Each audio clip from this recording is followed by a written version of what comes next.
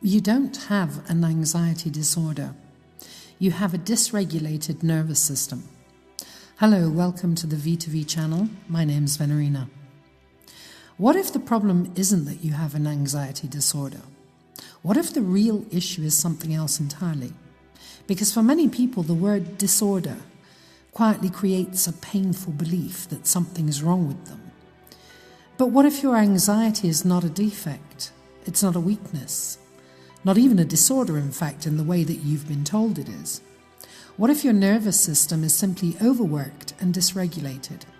And what you're experiencing is actually your body trying to protect you.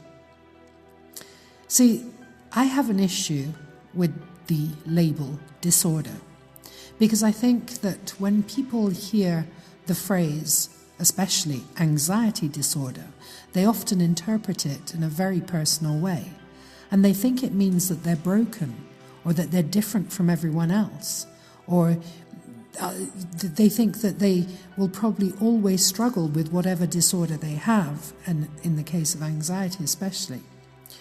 But the human nervous system doesn't think in labels, it thinks in states. And your body moves between different states throughout the day. Sometimes you feel calm and connected. Sometimes you feel alert and focused. Sometimes the system shifts into survival mode. And this is the state that commonly we call anxiety. But survival mode itself is not a disorder. It's a biological response designed to keep you safe. So what does system dysregulation actually mean? Well, a regulated nervous system can move flexibly between states. When there's stress, the body activates. When the situation passes, the body settles again. But when the nervous system becomes dysregulated, it struggles to return to calm.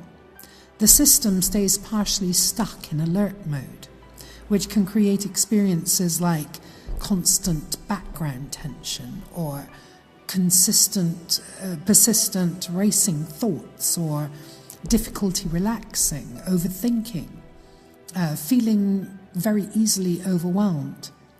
And in this state, the body behaves as if it needs to stay prepared for danger, even when the environment is relatively safe. And this is where anxiety begins to appear more and more frequently. So, how does the nervous system learn dysregulation? Well, nervous system patterns don't appear randomly. They develop through experience. If someone has gone through long periods of stress, of uncertainty, or emotional instability, or environments where safety was unpredictable, then the nervous system learns to adapt. It learns that staying alert might be necessary, so it increases its sensitivity. It becomes quicker to detect potential threats. Now, this adaptation is not a failure. It's the nervous system doing exactly what it evolved to do, and that is to protect us, to predict what's going to happen before it happens, and then to prepare the body for what we all know as the fight or flight. The problem is that now the system may be working too hard. Now, let's ask another question. Why does anxiety feel so physical? Well, because it lives in the body. And this is why it can feel so overwhelming. It starts perhaps with your racing heart, or you might feel a tightness in the chest, or you may have restless energy or shallow breathing, however it manifests in your body. Now, these sensations are not imaginary. They're physical signals from the nervous system. Because when the body believes that there's danger, or danger may be present, it prepares you to react. So blood flow shifts, muscles activate, the breathing changes, because your body is preparing for survival. Even if, realistically, there's no immediate threat. Because in the modern world, we're not faced with the threats of our ancestors of 1,000 years ago against predators. In today's society, most of us are faced with stress. And when we feel that stress, we try to fight against it. So technically, we're trying to fight the anxiety. But fighting anxiety doesn't work.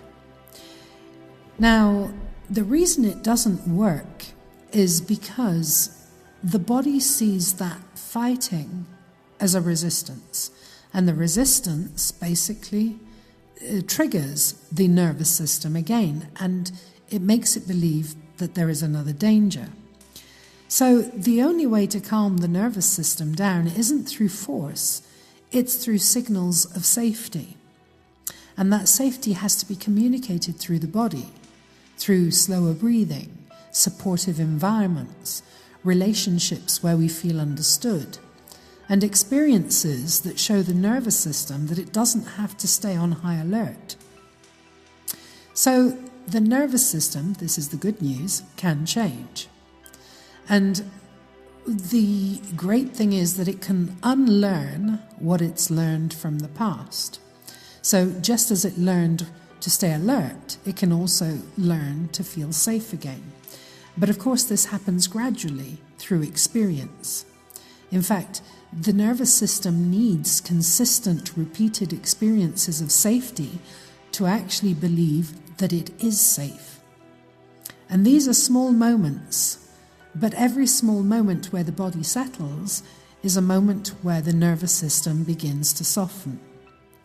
And therefore, it begins to regulate more easily. And the background tension decreases, the mind becomes quieter, and situations that once triggered anxiety start to no longer produce the same intensity of response as they did once before. So, if you struggle with anxiety, it may help to remember something very important. You're not broken. Your mind is definitely not defective, and your nervous system is not working against you. It's simply trying to keep you safe. And it's a protective system that has become dysregulated through the experiences that you've had during the course of your life. But the good news is that what has been learned can also be relearned or unlearned. So please show yourself some patience, compassion, and have the right kind of understanding towards yourself, because the nervous system can begin to settle then. And when it does, anxiety will begin to completely loosen its grip.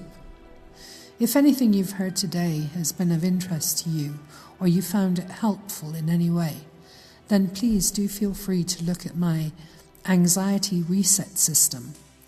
The link is in the description box. And all that remains now is to say, take care of yourself, and I'll see you in the next video. Thank you very much for listening.